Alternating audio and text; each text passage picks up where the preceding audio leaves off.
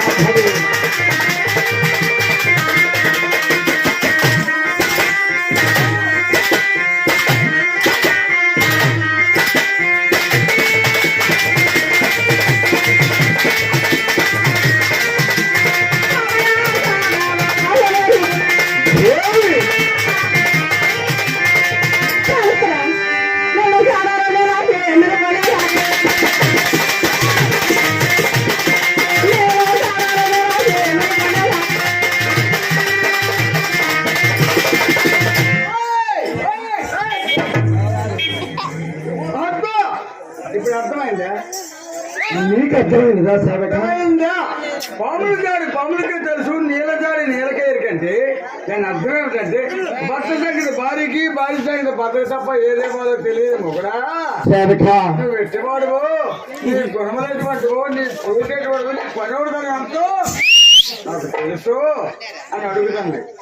నీకేమో తెలుసు వద్దు స్వామి, ఎందుకు మమ్మల్ని అల్లరి పెడతావు? ఆ దేవి నలుగులో నవ్వులు పోలు చేయకు, నన్ను అల్లరి పెట్టకు, నా మనసుకి ఆగిపోచుకో, నేను ఎట్టివాడిని నువ్వు వెరుగు అని మాట.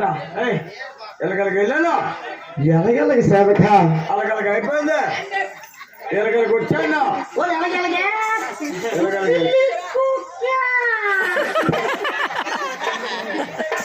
ఎలగలకి వెళ్ళాను, అలగలకి అయిపోయింది.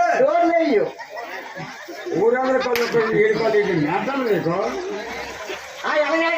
ఇలగలకి వెళ్ళాను, అలగలకి అయిపోయింది, ఇలగలకి వచ్చాను అంటే పోలేరా నా దేవుడు అర్రా, నా స్వామి అర్రా, ఏదో అయిపోయింది అర్రా. ఆడ మనసు అసలు మనసు